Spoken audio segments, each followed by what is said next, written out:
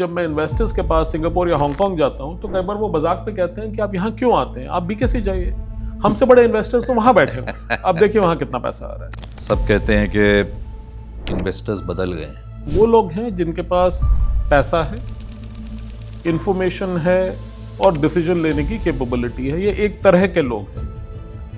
और धीरे धीरे मुझे लगता है कि अब मार्केट में, खाली म्यूचुअल फंड मार्केट में ही नहीं, उसमें और कैपिटल मार्केट्स में ऐसे लोग आ गए हैं जिनके पास शायद उतना पैसा नहीं है, कम इंफॉर्मेशन के साथ आ जाते हैं और बहुत जल्दी डिसीजन लेते हैं। जब बाजार गिरे तब भी आपको बने रहना चाहिए। एक क्वार्टर में करीब 1.25 करोड़ SIPs नए आते हैं। 1.25 करोड़? करीब 70 से 80 लाख SIPs सीज हो जाते हैं या एक्सपायर हो जाते हैं या इन्वेस्टर्स हट जाते हैं। इस सब के बावजूद इंडस्ट्री करीब 30,000 करोड़ रुपया इस इंडस्ट्री में थ्रू SIPs हर महीने आ रहा है। पर मुझे लगता है अगर 4x नहीं भी होता, 2 to 3x भी हो जाता है, तो ये कैपिटल फॉर्मेशन के लिए बहुत बड़ा नंबर है। सिंपल है कि इस बहुत ही खास एपिसोड में आप सबका स्वागत है। आज मेरे साथ एक बहुत ही कामयाब और बहुत ही इम्पोर्टेंट इंसान जुड़ रहे हैं।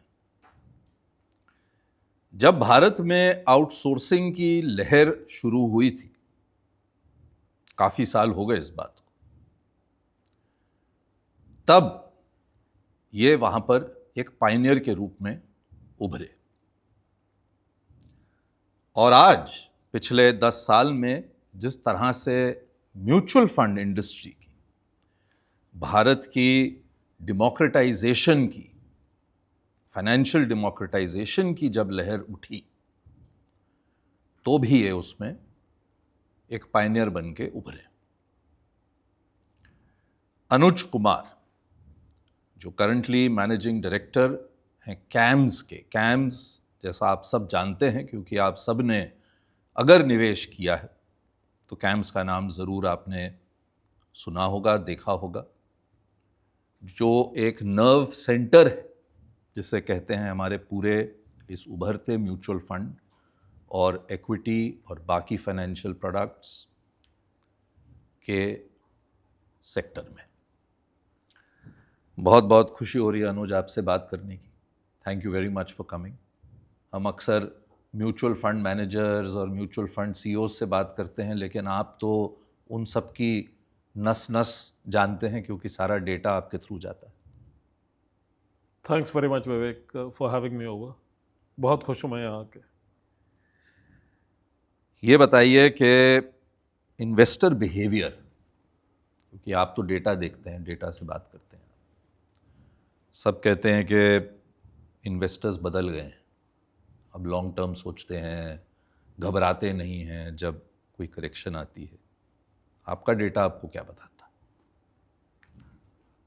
मुझे इस इंडस्ट्री में अब 10 साल हो गए हैं, तो आप ऐसा समझिए कि मेरा जो पर्सपेक्टिव है वो इन 10 सालों का है, 2016 से लेकर अभी तक। और एक्सप्लोसिव ग्रोथ मैंने देखी है इसी टाइम में। जब मैं आया था तो 2015-16 में इन्वेस्टर के बारे में कहा जाता था कि ये वो लोग हैं जिनके पास पैसा है, इंफॉर्मेशन है और डिसीजन लेने की कैपेबिलिटी है, ये एक तरह के लोग हैं।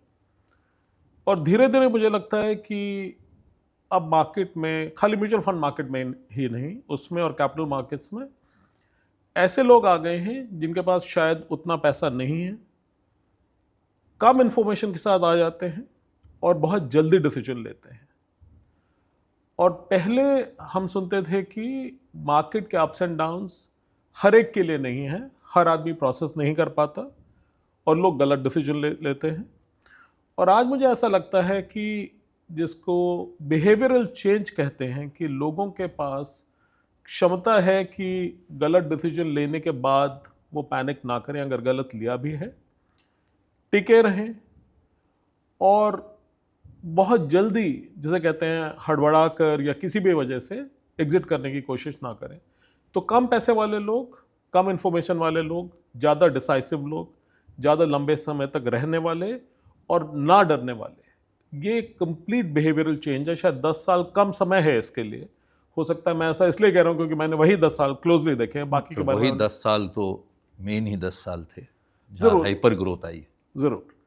तो मुझे लगता है कि ये बहुत चेंज हो गया है बिहेवियर के बारे में उन लोगों के। लेकिन अक्सर सुनते हैं अनुज, जो पढ़ते हैं, कि हालांकि एसआईपी जो बुक है वो इतनी बढ़ गई, लेकिन जब कोई करेक्शन आती है तो एसआईपी पॉज की जो रेट है, जो एमफी का डेटा आता है, वो भी बढ़ जाता है। तो इसका मतलब अभी वो मैच्योरिटी के जब बाज़ार गिरे तब भी आपको बने रहना चाहिए।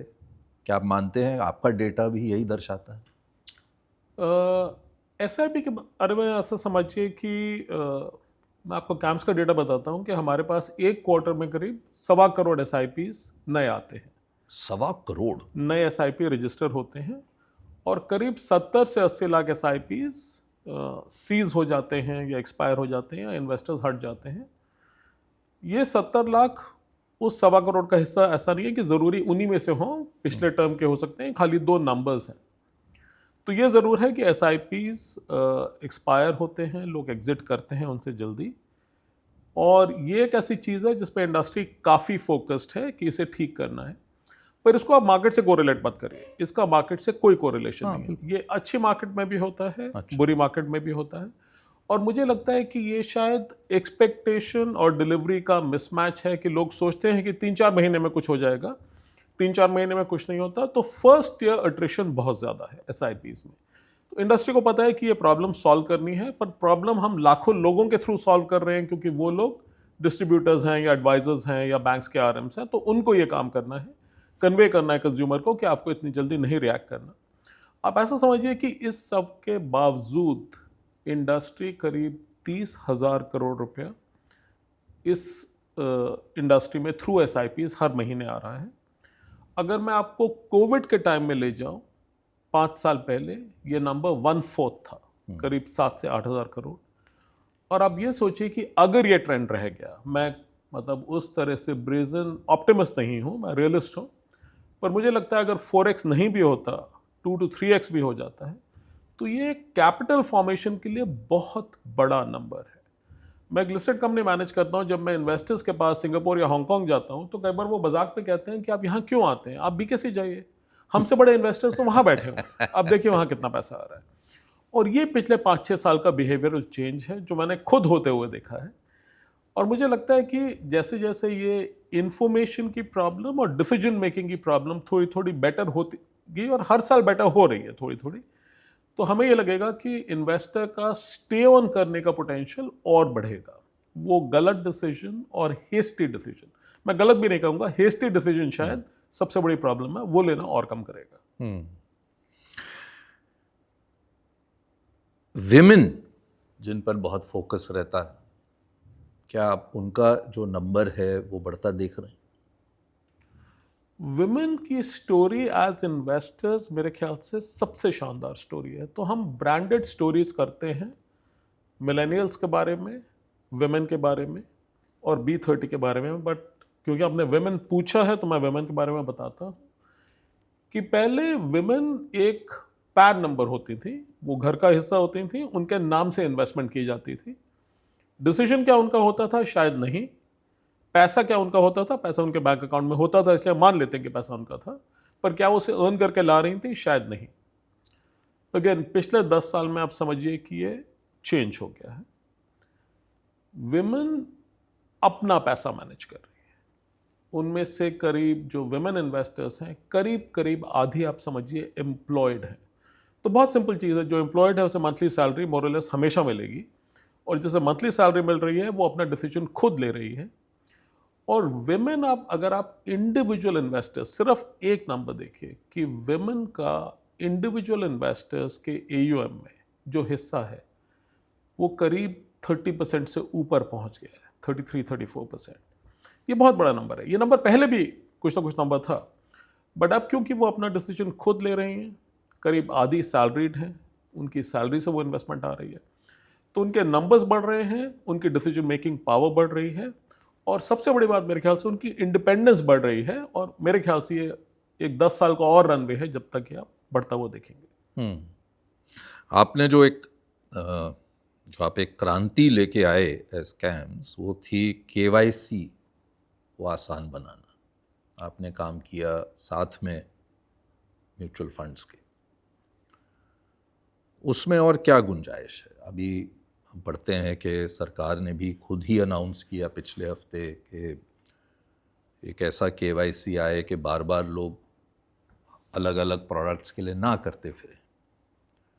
तो इसमें कैम्स का क्या रोल होगा? क्योंकि आज भी जब आपने B30 की बात की, उस पर भी चर्चा करेंगे, लेकिन अगर छोटे गांव में जाएं, छोटे शहर में जाएं, वहाँ अभी भी लोग ऑनलाइन केवाईसी करने में कतराते हैं या नहीं समझ पाते उसको। और इसको और कैसे आपके मुताबिक और सिंपल, क्योंकि ये फर्स्ट स्टार्ट है, राइट? क्योंकि अगर मेरा केवाईसी नहीं है, अकाउंट ही मेरा नहीं खुला, तो इन्वेस्टमेंट तो मैं बाद में ही करूँगा। इस पर आप क्या व्यू है, क्या प्लान कर रहे हैं आप, अगर कुछ बता पाए? नहीं, आपका पॉइंट बिल्कुल ठीक है कि अगर हम अपने को मान लीजिए टेलीकॉम के वर्ल्ड से कंपेयर करते हैं, जहाँ पे भी सिम की ओनरशिप अब ज़रूरी है कि ठीक आदमी के पास हो, गलत के पास ना चला जाए, वेरिफिकेशन हो और उसकी भी केवाईसी एस्टैब्लिश्ड हो। उन्होंने इसे सैकड़ों करोड़ लोगों के लिए कर लिया है, बैंक्स ने भी कर लिया है। जहाँ तक म्यूचुअल फंड इंडस्ट्री का सवाल है, अब म्यूचुअल फंड इंडस्ट्री KRAs के थ्रू केवाईसी करती है। एक बहुत सॉलिड केवाईसी का तरीका है, जहाँ एक कोई इंटरमीडियरी जो इन्वेस्टर को लेके आया है, वो एक बार वेरिफिकेशन करवाता है और KRA एजेंसी फिर से वेरीफाई करती है। आधार के थ्रू, डिजिटली, वीडियो के थ्रू सारे फॉर्मेट्स केवाईसी के पॉसिबल हैं आज की तारीख में, और वो हो रहे हैं। इसको थोड़ा आसान बनाने के लिए मेरे ख्याल से हमें बायोमेट्रिक केवाईसी को प्रमोट करना पड़ेगा। सरकार बात कर रही है कि हम एक यूनिफाइड केवाईसी की तरफ चले जाएं, मतलब CKYC एक नोडल एजेंसी बन जाए, जो कि ऑलरेडी सारी NBFC, सारे बैंक, सारे माइक्रो फाइनेंस इंस्टीट्यूशंस का डेटा कंज्यूमर का उनके पास वैसे ही है, और उसको कैसे हम इस फॉर्मेट में डिस्ट्रीब्यूट करें जिससे कैपिटल मार्केट्स के पास जो रिक्वायरमेंट्स हैं वो सारा डेटा आ जाए। वेरिफिकेशन उतनी ही स्ट्रांग हो जितनी आज हो रही है, क्योंकि आप ये ज़रूर मानेंगे कि चाहे वो डीमैट की दुनिया हो या म्यूचुअल फंड की दुनिया हो, फ्रॉड्स, मिसअप्रोप्रिएशंस बहुत कम है। और वो बहुत कम सिर्फ इस एक वजह की बात से हैं कि जब हम ऑनबोर्ड करते हैं तो वो ऑनबोर्डिंग इतनी सॉलिड है, इम्पर्सनेशन बहुत मुश्किल है, और वो आइडेंटिटी एस्टैब्लिश हो जाती है, इसलिए इम्पर्सनेशंस नहीं होते, इसलिए फ्रॉड नहीं होता। तो उसको कोई कॉम्प्रोमाइज़ नहीं करना चाहता। बट आई थिंक थोड़ा थोड़ा इंट्रोडक्शन बायोमेट्रिक KYC का और उसको प्रमोट करना, और CKYC का ज़्यादा इस्तेमाल जो सरकार कह रही है, अगर ये दो चीज़ें और हो जाती हैं, आप इसको एक्सप्लोड होता हुआ ज़रूर देखेंगे। तकलीफ ये है अनुज के उतने डिस्ट्रीब्यूटर्स ही नहीं है हमारे देश में। अधिकतर लोग डायरेक्ट आते हैं, क्योंकि उतने इस देश के साइज़ को देखते हुए आप 1,00,000, 2,00,000 जो भी नंबर ले लें, वो तो नंबर सफिशेंट ही नहीं है। वो नंबर छोटा है, वो नंबर अभी काफ़ी छोटा है। अगर आप इंश्योरेंस में देखिए तो इससे 10 गुना से ज़्यादा डिस्ट्रीब्यूटर हैं। सिर्फ जो मार्केट लीड है, स्टेट कंट्रोल मार्केट लीडर, उनके पास 20 लाख से ज़्यादा डिस्ट्रीब्यूटर हैं। तो अटेम्प्ट यही रहा है कि डिस्ट्रीब्यूशन को बढ़ाया जाए और काफ़ी ज़ोर से बढ़ाया जाए। मैं सिर्फ एक बात कहना चाहता हूँ कि जब आप डिस्ट्रीब्यूशन देखते हैं, और जिसको हम ARN होल्डर या MFD कहते हैं, वो ज़रूर 2 से 2.5 लाख हैं, पर एक बहुत बड़ा नंबर बैंक्स के अंदर काम कर रहा है।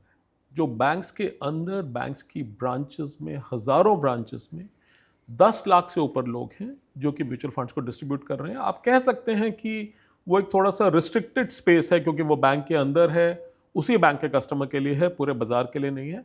पर जब भी आप नंबर देखें, दोनों नंबर्स को देखिए, इंडस्ट्री की पूरी फोकस ये रही है कि इस 2 लाख नंबर को हम और बड़ा करें। तरह तरह के एक्सपेरिमेंट्स हुए हैं इस पर, और मेरे ख्याल से जैसे अर्निंग्स बढ़ेंगी, क्योंकि हर प्रोफेशन इंडिया में, कोई भी प्रोफेशन हो छोटी जगह में, एक उसको इज्जत मिलनी चाहिए, दूसरी उसको कमाई मिलनी चाहिए। अगर ये दोनों चीज़ें ठीक हैं तो वो प्रोफेशन फॉर अ लाइफ बन सकता है।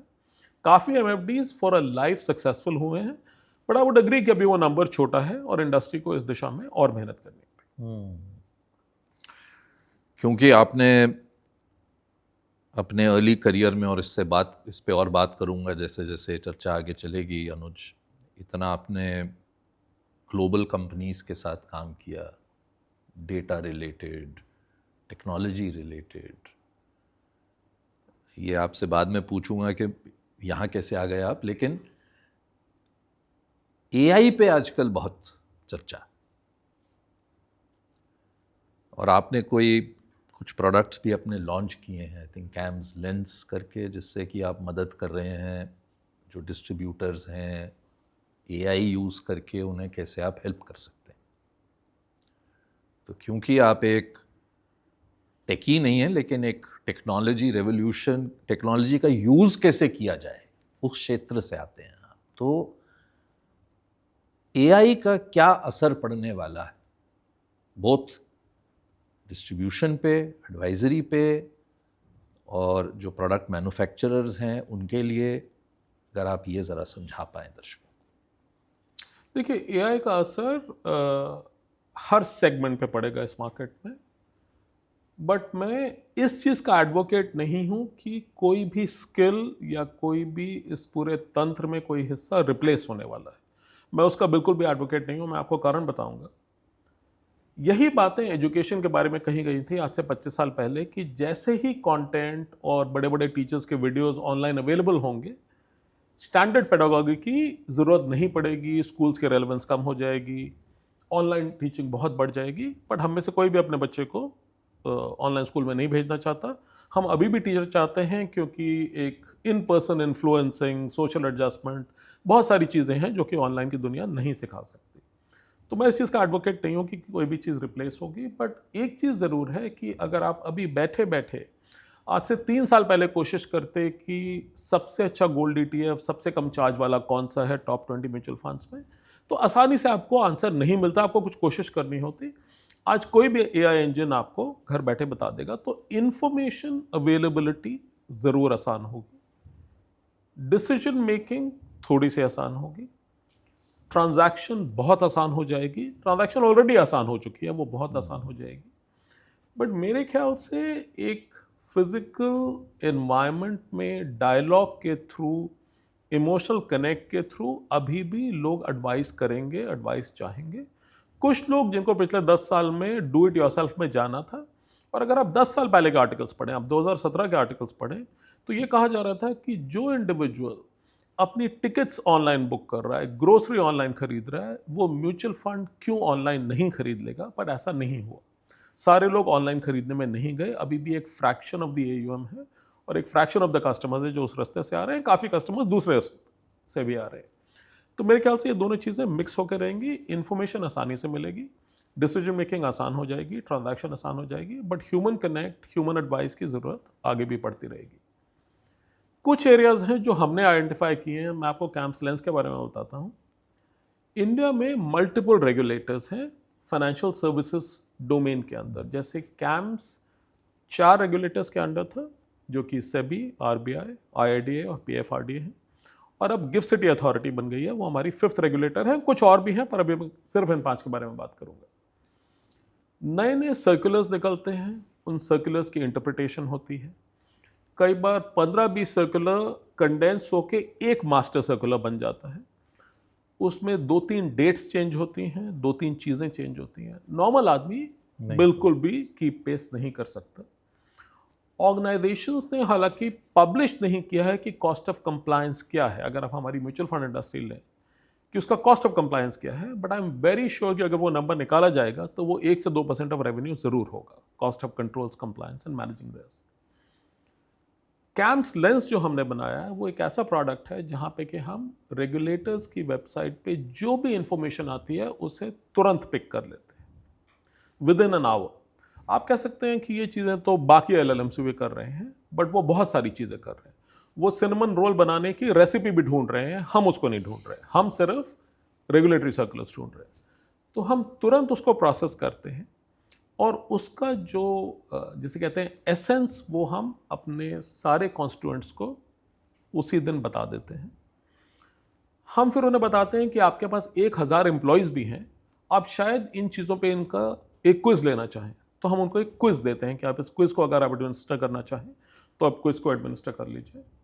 जो एग्जिस्टिंग एसओपी है उस कंपनी का, उस एसओपी को चेंज करना पड़ेगा। एआई उस नए एसओपी को बना देता है। ऑफ कोर्स उसमें थोड़ी सी डिलीजेंस हमें थ्रू ह्यूमंस लगानी पड़ती है, बट एआई उन चीज़ों को डिज़ाइन कर देता है।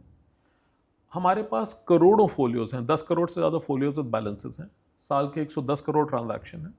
हो सकता है इस नए रूल के हिसाब से कहीं ना कहीं गलती हुई हो, एआई उसकी नई क्वेरी लिख देता है। अगेन थोड़ी सी स्क्रूटनी करनी पड़ती है, बट एआई उस क्वेरी को लिख देगा।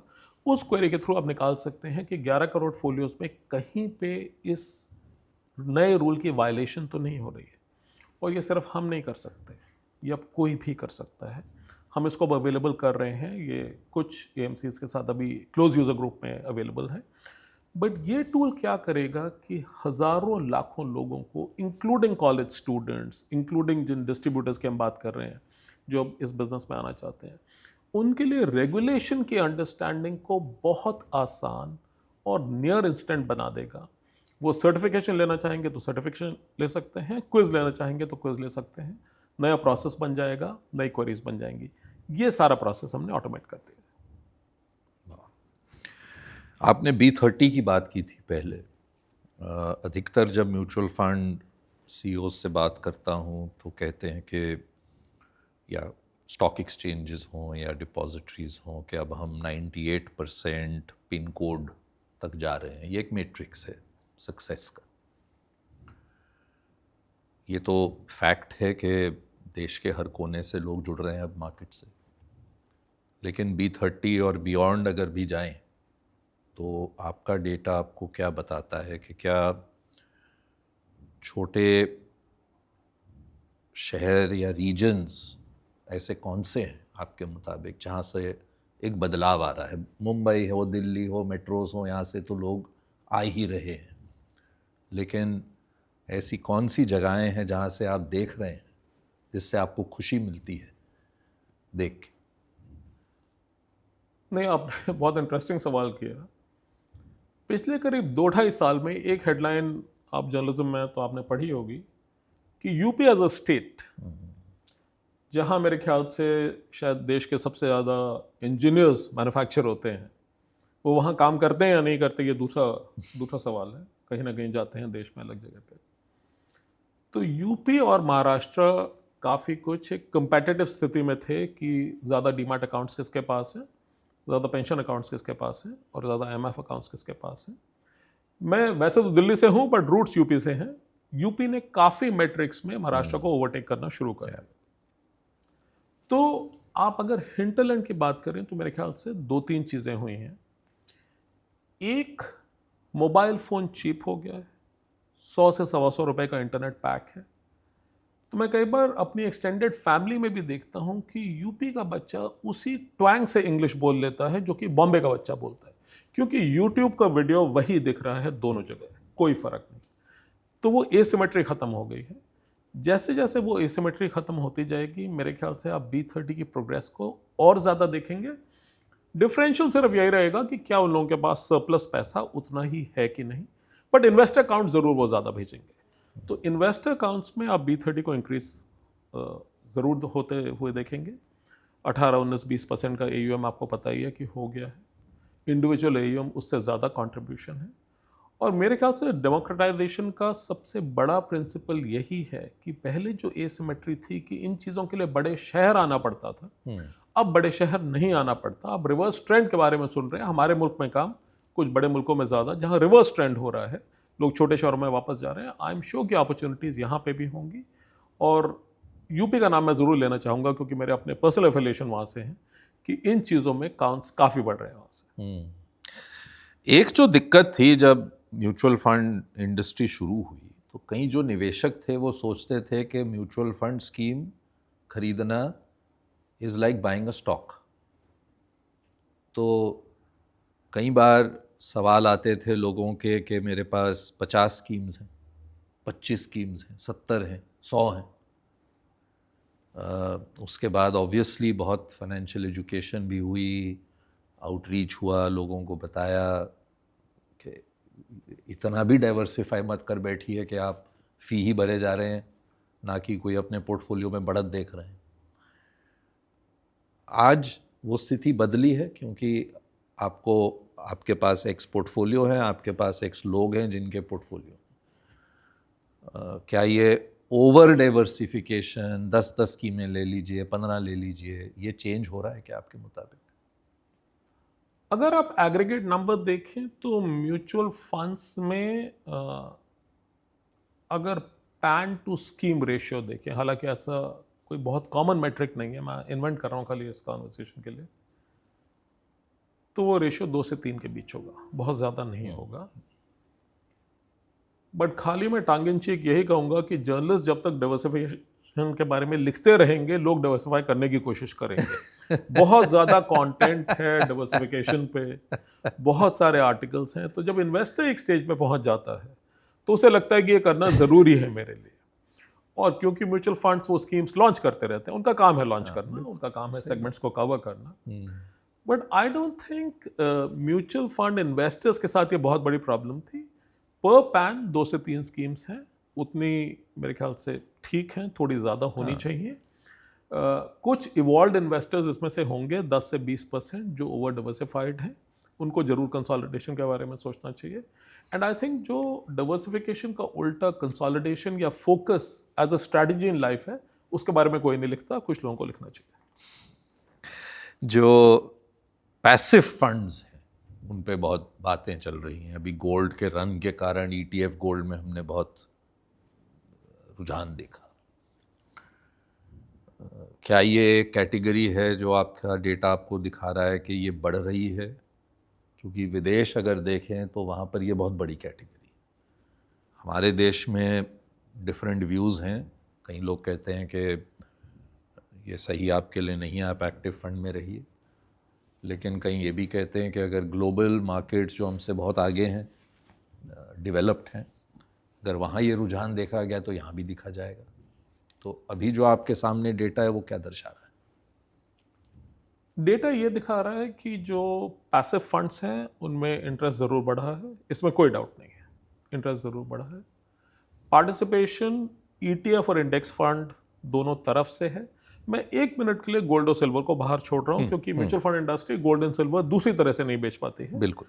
तो 1 मिनट के लिए मैं गोल्ड एंड सिल्वर को बाहर छोड़ रहा हूँ। एंड आई सपोज हर साल करीब आधे से 1% का जो एक्टिवली मैनेज एसेट है वो पैसिव में जा रहा है, जो कि कोई बहुत बड़ा नंबर नहीं है अगर आधे से 1% ही जा रहा है, और अभी भी गोल्ड एंड सिल्वर को हम बाहर रख रहे हैं। मेरा पर्सनल व्यू ये है कि एक्टिव फंड मैनेजर वैल्यू जरूर ऐड करता है। अगर मैं अपना पोर्टफोलियो देखूं, मैं एज एन इन्वेस्टर बात कर रहा हूं, not as the MD of CAMS, तो active fund manager value add करता है। अगर हम रीसेंट फॉल को देखें, जो हम 2 बार देख चुके हैं पिछले 18-19 महीने में, कि एक्टिव फंड मैनेजमेंट में अब आप आर्ग्यू कर सकते हैं कि नीचे की सारी स्कीम्स नहीं कर पा रही, but top quartile, top 2 quartile schemes करीब आधा फॉल की थी जितना कि मार्केट फॉल किया, और जब मार्केट ने राइज किया तो वो पीक NAV पे इंडेक्स से बहुत पहले पहुंच गई। चार्ज देने के बाद, हम हमेशा कहते हैं कि हम एक्टिव फंड मैनेजर को चार्ज दे रहे हैं, तो वो क्या कर रहा है? मेरे ख्याल से वो यही कर रहा है कि वो फॉलिंग मार्केट में बहुत अच्छा कुशन देता है, और मेरे ख्याल से वो बहुत ही इमोशनली एक शानदार चीज़ है क्योंकि लोग पैनिक करते हैं, और राइजिंग मार्केट में इंडेक्स के पीक पे पहुंचने से पहले वो ज़रूर आपको एंड आउटकम दे देता है अपने चार्जेस निकालने के बाद। तो चार्जेस की कोई फिर डिस्कशन रहा ही नहीं, पर उसके बावजूद कुछ लोग हैं जो ज़रूर लो चार्ज खरीद रहे हैं। मैं चार्ज एडजस्टेड रिटर्न खरीदता हूं, तो मेरा एक आउटलुक है, लोगों का, कुछ लोगों का दूसरा आउटलुक है। तो मुझे लगता है over a period of time ये आधा से 1% स्विजल जो है एक्टिव टू पैसिव, ये शायद कंटिन्यू करेगा। बाकी कंट्रीज में भी हुआ है, US में बहुत ज़्यादा हुआ है। पिछले 1-1.5 साल में गोल्ड एंड सिल्वर ने इस मोमेंटम को एक्सेंचुएट कर दिया, बढ़ा दिया है, तो वो टॉपिक ज़्यादा आ रहा है। बट अगर हम सिर्फ इक्विटी की बात करें तो वही ट्रेंड्स हैं जो मैंने आपको बताया। जो निवेशक एसेट एलोकेशन, जैसे आपने कहा पहले, कि एडवाइज़र हों या जो फंड मैनेजर्स हों या जिस तरह के अलग अलग प्रोडक्ट आ रहे हैं, उनका काम इसेंशियली यही है एसेट एलोकेशन का, कि जब अगर बाज़ार गिरे तो कुशन दें, और जब बढ़े तो फिर आप उसका फ़ायदा उठा पाएँ। तो एसेट एलोकेशन, क्योंकि अधिकतर पहले जब आपने भी इस सेक्टर में कदम रखा होगा तो म्यूचुअल फंड मतलब होता था इक्विटी, तो लोग भी यही सोचते थे कि अरे ये तो रिस्की है, इसमें तो केवल इक्विटी है। अब बात हो रही है डेट की, बॉन्ड्स की। क्या इन इंस्ट्रूमेंट्स को ना केवल म्यूचुअल फंड बट अलग अब बॉन्ड के बड़े प्लेटफॉर्म्स भी आ गए हैं, अपने आप से शुरू कर रहे हैं, छोटे हैं अभी लेकिन उम्मीद करते हैं कि आगे चल के बड़े होंगे। क्या इस स्पेस को, डेट को आप एक बड़ा अपॉर्चुनिटी देखते हैं निवेशक के लिए भी, और अगर निवेशक के लिए अच्छा है तो कैम्स के लिए भी अच्छा है, क्योंकि आप तो जब मार्केट बढ़ेगी तो आप बढ़ेंगे। बिल्कुल। तो जहाँ तक डेट और लिक्विड फंड से, लिक्विड कंज्यूम होता था कॉर्पोरेट ट्रेजरीज से, डेट कुछ ट्रेजरीज से, कुछ हाउस होल्ड से। जब वो टैक्स एडवांटेज चली गई तो उस कैटेगरी ने स्केल करना बंद कर दिया। यंग इन्वेस्टर्स आए जो करीब करीब 100% एलोकेशन ही इक्विटी को करते हैं, जो कि कोई भी एडवाइजर नहीं कहेगा कि ठीक है, कोई म्यूचुअल फंड नहीं कहता ठीक है। तो जहाँ तक डेट का सवाल है और बॉन्ड्स का सवाल है, आई थिंक इनका कंजम्पशन ज़रूर बढ़ना चाहिए, डाइवर्सिफिकेशन ज़रूर आना चाहिए। और मुझे फिर वही लगता है कि इंडिविजुअल इन्वेस्टर्स सारी चीज़ें, तो फॉर एग्जांपल कंपनीज की सॉल्वेंसी, उनकी फाइनेंशियल पोजीशन, उनकी क्रेडिट रेटिंग, क्या वो खुद ट्रैक कर पाएगा? मेरे ख्याल से वो आंसर ना है। एक फंड मैनेजर जो कि 20, 30, 50 बिप्स या 80 बिप्स भी मान लेते हैं, अगर वो भी लेता है आपसे, बट वो ये सारी चीज़ें स्मूदन करके अगर आपको वापस दे देता है और आप एक पोर्टफोलियो पे एक रिटर्न पा सकते हैं। जैसे अगर मैं अपना लार्ज कैप पोर्टफोलियो देखूं तो पिछले करीब 27-28 साल में वो 14 से 15% दे रहा है। मैं ज़्यादातर लार्ज कैप से करता आया हूँ, मिड कैप्स वगैरह पिछले 5 साल में किया होगा, जो कि बहुत ही अच्छा रिटर्न है। मैंने शुरुआत तब की थी जब पीपीएफ में 13% का टैक्स फ्री रिटर्न था। पीपीएफ में अब 7.1% का रिटर्न है, तो वो रिटर्न आधा रह गया। मेरा रिटर्न 14 to 15% है, रिस्क एडजस्टेड है, चार्जेस जा चुके हैं। तो मेरे ख्याल से फंड मैनेजर को यूज़ करना इंस्टीट्यूशनली, और अब सेबी ने भी कहा है कि हम और लाइसेंसेस देना चाहते हैं मार्केट में, खाली 40 फंड्स क्यों चाहिए, हो सकता है 80 या 100, और उन्होंने कोई नंबर नहीं बोला है, बट और लोगों को लाने की कोशिश कर रहे हैं। आई थिंक ये मार्केट को ब्रॉडन करने का एक बहुत अच्छा तरीका है। और आपके मुताबिक आज शायद 50 म्यूचुअल फंड्स हैं, अब नई कैटेगरी खोल दी सिफ्स, और वहाँ भी अब देख रहे हैं कि थोड़ा बहुत बढ़ रहा है। हालांकि it's a very HNI driven thing, लेकिन शुरू तो हर चीज़ HNI से ही होती है, फिर बढ़ के रिटेल पे जाती है। मैं ये कहूँगा कि बहुत अच्छी शुरुआत है, बहुत अच्छी शुरुआत है। इसकी जेनेसिस मैं आपको बताता हूँ कैसे हुई थी। इसकी जेनेसिस ये थी कि हमारा यूथ डे ट्रेडिंग कर रहा था या फ्यूचर्स ऑन ऑप्शंस कर रहा था, या कुछ छोटे शहरों में नॉन लाइसेंस्ड पोर्टफोलियोज थे, ब्रोकर ने आपसे कहा कि आप पैसे दे दीजिए, हम मैनेज कर देंगे, पर कोई कॉन्ट्रैक्ट नहीं था। तो बहुत आप ही लोगों ने कवरेज की कि ये क्या ठीक हो रहा है, यूथ को इस तरफ ले जाना चाहिए कि नहीं। तो इंडस्ट्री में और रेगुलेटर्स में ये थिंकिंग थी कि इसका एक फॉर्मल प्रोडक्ट बनाते हैं, पर देंगे सिर्फ म्यूचुअल फंड्स कंपनी इसके थ्रू ही, क्योंकि वो अपनी ब्रांड और अपनी कैपेबिलिटी एस्टैब्लिश कर चुकी हैं। थोड़ा सा डिफ्रेंशिएट करेंगे, तो नाम अलग होना चाहिए, लोगो अलग होना चाहिए, फंड मैनेजर अलग होना चाहिए, बट उसी कॉर्पोरेट एंटिटी के अंदर आप कर सकते हैं। ये ज़्यादा पुरानी बात नहीं है, पिछले 2-2.5 साल में ये सब हुआ है, and I would say speed बहुत अच्छी थी। पूरे 2025 में अलग अलग थॉट प्रोसेस आए, रेगुलेशंस इंप्लीमेंट हो गए। सितंबर, मतलब 1 साल नहीं हुआ है, सितंबर में लॉन्च हुआ। कैम्स के 6 फंड्स लॉन्च कर चुके हैं, 8 और लॉन्च करने वाले हैं अगले 3-4 महीने में। AUM जरूर 10-12 हज़ार करोड़ कम लगता है, पर आप समझिए कि करीब करीब महीने का 1,000 करोड़ से ऊपर के रेट से बढ़ रहा है। और अगर यही रेट रहा तो ये बहुत शानदार प्रोडक्ट कैटेगरी बन जाएगा। आपका कहना सही है कि ये एग्जैक्टली मासेस के लिए नहीं बना है, एग्जैक्टली HNIs के लिए भी नहीं बना है, क्योंकि पार्टिसिपेशन 10 लाख रुपए का है, जो कि आज काफी लोगों के पास है, 50 लाख कम लोगों के पास है। एक अच्छा But तरीका है ये एक अच्छा तरीका है लोगों को लाने में। कि ट्रेडिंग भी आपको करनी है, मतलब स्पेकुलेटिव बेट भी लेनी है तो इसके थ्रू ले इसके थ्रू लीजिए, ले लॉन्ग लीजिए। टर्म के पहली लिए। बार मार्केट्स, फॉलिंग मार्केट्स में मार्केट्स को शॉर्ट किया जा सकता है। वो सारी कैपेबिलिटीज इस प्रोडक्ट में आ गई हैं जो नॉर्मल म्यूचुअल फंड में नहीं। और एक अच्छे इंस्टीट्यूशनल मैकेनिज्म के जरिए आई है, बिल्कुल, ना कि आप खुद जाके किसी की टिप एग्जैक्टली। के ऊपर जाके कर दीजिए। तो वो रिक्वायरमेंट था, वो रेगुलेटर से खुद ही आया था कि ये लाइसेंस म्यूचुअल फंड्स ही करेंगे और कोई नहीं करेगा। तो आपकी जो अनसर्टेनिटी थी कि आप किसी और से डील कर रहे हैं, वो चली गई। आप सिर्फ लाइसेंस्ड वेल नोन ब्रांड से डील कर रहे हैं।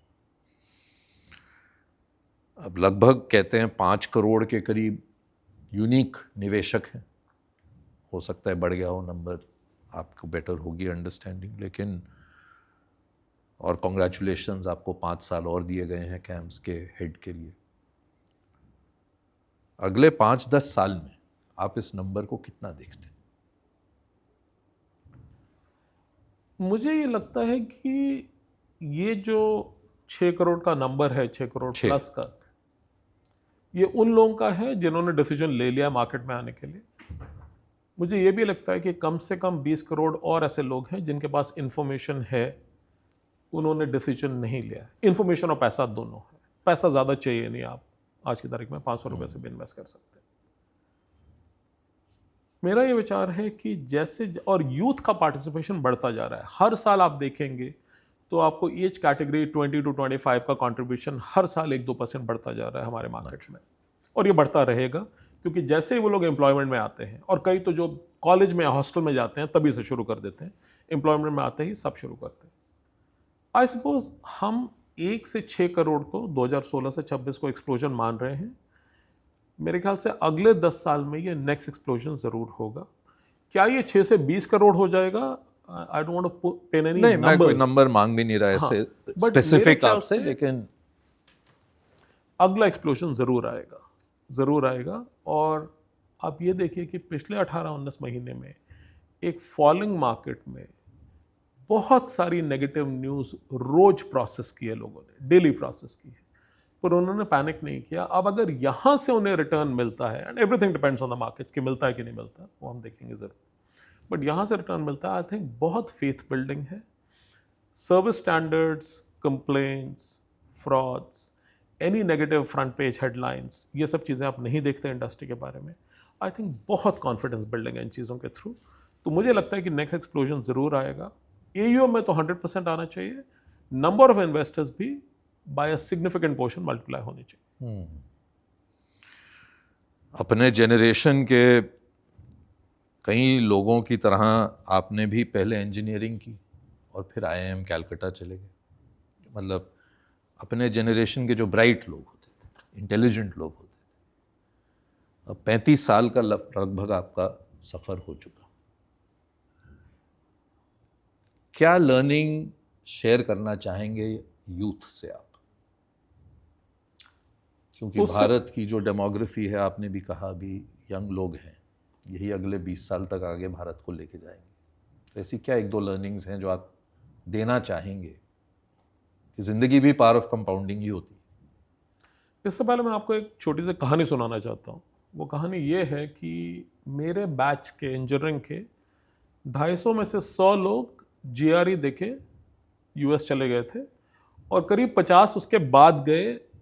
पहले 10 साल इंडिया में रहे और फिर धीरे धीरे आधा बैच इंडिया से बाहर है। तो ये 1987 की बात है, मैं BIT रांची में पढ़ता था। मेरे हाथ में बैरेंस की GRE गाइड थी और हम न्यू दिल्ली रेलवे स्टेशन पे थे। 31 घंटे की जर्नी होती थी ट्रेन से दिल्ली से रांची की।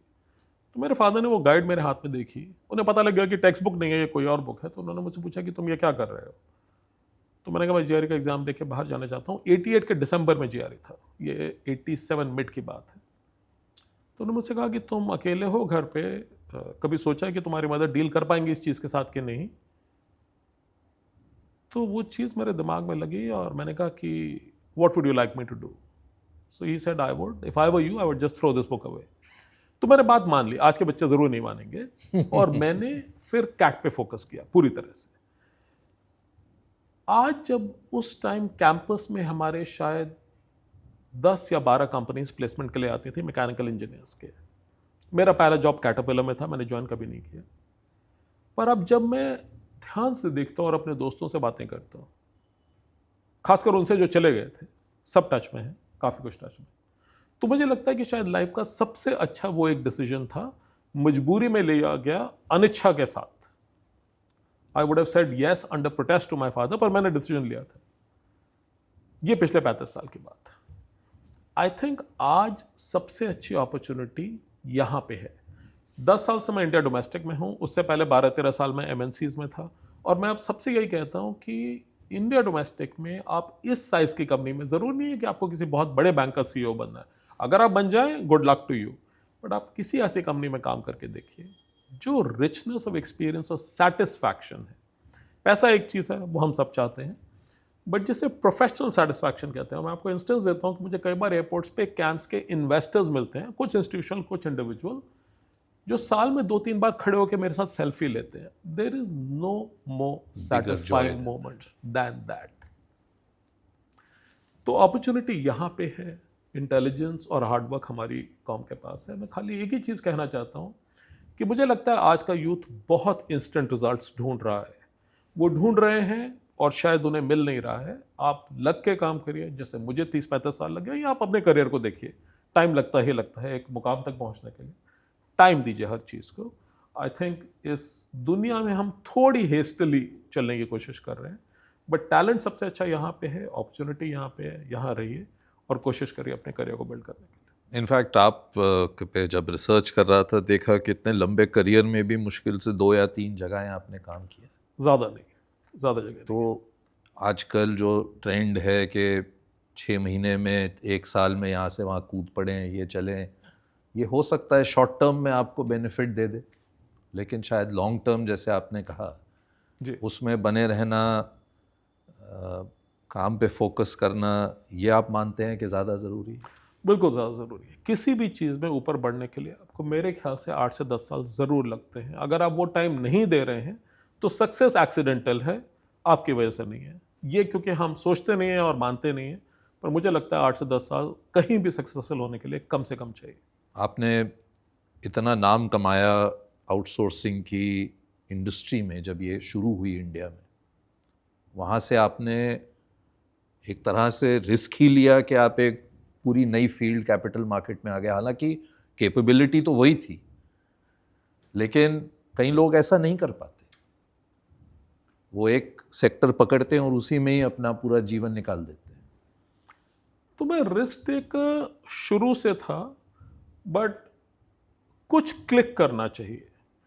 तो जब मैं कैंप से मिला तो एक्चुअली फाउंडर मेरे सीनियर हैं IIM कलकत्ता से, IIT मद्रास, IIM कलकत्ता, मेरे 8 साल सीनियर हैं। मैं जानता नहीं था उनको, और फिर जो प्रीवियस CEO थे वो भी मेरे सीनियर थे। तो कुछ क्लिक किया, मुझे लगा कि मेरे जैसे लोगों ने अगर आज से 25 साल पहले इस चीज़ पे बेट ली और इसे इतना स्केल कर दिया, और अब इनका और इन्वेस्टर्स, उस टाइम NSE सबसे बड़ा शेयर होल्डर था, HDFC ग्रुप था शेयर होल्डर, बहुत प्रोग्रेसिव आइडियाज़ थे उनके, और जितना खुल के उन्होंने मुझसे बात की, उन्होंने कहा कि ये तुम्हारे हाथ में हम छोड़ देंगे, ज्वाइन करोगे तो फैमिली को लेके चले आना, ट्रक लेके आना, अकेले मत आना कभी, वो हमें नहीं चाहिए, बट ये पूरी चीज़ की चाबियाँ तुम्हारे हाथ में होंगी, अगर मंजूर है तो हाँ करो और फिर आ जाओ। कोई MNC आपसे ऐसे बात नहीं करती। आपको बहुत सारे रूल्स, रेगुलेशंस, पॉलिसीज़ में आप उलझ के रहेंगे, आपके पास कोई ख़ास अथॉरिटी नहीं होगी एग्जीक्यूट करने की या डिसीजन लेने की। बट जब शेयर होल्डर्स ऐसी बात कर रहे थे और फाउंडर ऐसी बात कर रहा था, तो मुझे लगा कि वो चीज़ क्लिक हो जाएगी, और मैंने एक चांस लिया। हर चीज़ में in hindsight we are all 20/20, foresight में मुझे भी नहीं पता था कि क्या होने वाला है। नहीं, पर दिल्ली से चेन्नई की जर्नी, शिफ्ट करना, 10 साल वहाँ रहना, ये कई ऐसी डिसीशंस होती हैं जो लोगों को रोक देती हैं। आपकी क्या एडवाइस है लोगों को कि अगर कोई अच्छा काम आए, तो ये सब लॉजिस्टिकल चीज़ें हैं, इन पे अपना इतना रोकने मत दो इन चीज़ों को। नहीं, तो मैं आपको बड़ी इंटरेस्टिंग चीज़ बताता हूँ कि जब मैं दिल्ली से चेन्नई आया तो लोगों को लगा कि इसकी लाइफ में कोई ट्रबल है, ये बता नहीं पा रहे या बताना नहीं चाहते हैं। उनमें से कुछ लोग अभी भी हैं, उनमें से कुछ लोग इस मुकाम तक पहुंचने के बाद भी उनको लगता है, क्योंकि उनके लिए it is like going to another world. बिल्कुल। तो पर क्योंकि मैं एक इंट्रोवर्ट पर्सनालिटी है मेरी, मैं बहुत हाइपर फोकस्ड आदमी हूँ, तो मेरे पास ज़्यादा जगह है नहीं इन चीज़ों को प्रोसेस करने की। बहुत लोग बहुत ज़्यादा प्रोसेस करते हैं, मैंने प्रोसेस नहीं की तो मैंने डिसाइड कर लिया, मुश्किल है। बट आई वुड से कि आप डिसीजन अपने नज़रिए से लीजिए। बहुत ज़्यादा एडवाइस लेंगे तो बहुत सारे लोग आपको बताएंगे कोई भी चीज़ क्यों नहीं करनी चाहिए। बहुत ही हम्बल किस्म के इंसान हैं आप। ये ह्यूमिलिटी कहाँ से आती है आप? नहीं, मुझे नहीं पता कि उसका कैसे जवाब दूं। आई वुड से माँ बाप की अपनी अपब्रिंगिंग से, क्योंकि ऐसी चीज़ें हैं जो यंग एज में फॉर्म हो जाती हैं अगर होनी होती हो। नहीं, बिल्कुल। तो हम लोग सब मिडिल क्लास फैमिली से हैं। मेरे फादर गवर्नमेंट में काफ़ी सीनियर थे, बट गवर्नमेंट सर्वेंट की लाइफस्टाइल कुछ खास नहीं होती, आपको पता ही है. He is paid something and that's good survival money but nothing more than that. तो हमें बताया गया था कि आपको मेहनत करनी है, हम पढ़ा देंगे आपको पूरी तरह से, बट उसके बाद आपको करना है. हम सिफारिश नहीं करेंगे, हम आपके लिए नौकरी की कोशिश नहीं करेंगे, हम बिजनेस बिल्कुल नहीं सेटअप कर पाएंगे आपके लिए, हमारे पास रिसोर्सेज हैं ही नहीं. तो जब आपके पेरेंट्स ये बात आपको जल्दी बता देते हैं, और मैं बहुत हार्ड वर्किंग था, मैं अभी भी ऑफिस में कहता हूँ उन मैनेजमेंट ट्रेनिंग्स को जो 24 साल के हैं कि तुम बाकी चीज़ों में बाद में कुछ भी करना, तुम हार्ड वर्क में मुझसे compete करके दिखाओ, एक चीज़ में मुझे बीट कर लो, बाकी में करोगे कि नहीं वो बाद में हम देखेंगे. तो मैंने ये सीखा कि फोकस, हार्ड वर्क, कमिटमेंट और ये टाइम देना किसी चीज़ को 99% लोग करते ही नहीं है. नहीं, बिल्कुल. वो नहीं करते. तो एक ये इंग्रेडिएंट है जो बुक्स में नहीं लिखा होता. बुक्स टैलेंट को बहुत ग्लोरीफाई करती हैं, मेरी मेमोरी बहुत अच्छी है वगैरह वगैरह वगैरह, बट आई वुड से कि अगर आप इन चीज़ों पे फोकस करें और ग्राउंडेड रहें, सक्सेस को सर पे मत जाने दें. बहुत हेडी मोमेंट्स आते हैं, आपके रूम के बाहर 10 लोग खड़े रहते हैं सारा टाइम, आपसे अपॉइंटमेंट लोग ना चाहते हैं, मेरा ऑफिस कहता है कि नहीं 2 महीने तक इनके पास टाइम नहीं है. ये सब होगा जो कि आपकी ईगो को इन्फ्लेट करता है, ज़रूर करता है. उस सब के बावजूद पाँव जमीन पे होने चाहिए. आजकल जीसीसीज की लहर चल रही है, मन करता है कभी वापस जाएं उस क्षेत्र में कि अभी आप कैपिटल मार्केट के अब हो गए हैं? बहुत लोग फ़ोन करते हैं. इसीलिए पूछा मैंने. बहुत लोग फ़ोन करते हैं, बट देखिए जीसीसीज में क्या है सबसे बड़ी चीज़, और ये उन एमएनसीज में भी हैं जो यूएस टू इंडिया आउटसोर्सिंग करती हैं. आप कस्टमर के सामने नहीं हैं, आप उस मार्केट में नहीं हैं, आप उस मार्केट से 12 घंटे हट के एक अलग टाइम जोन में हैं. आपके साथ कोई सेल्फी लेने नहीं आएगा.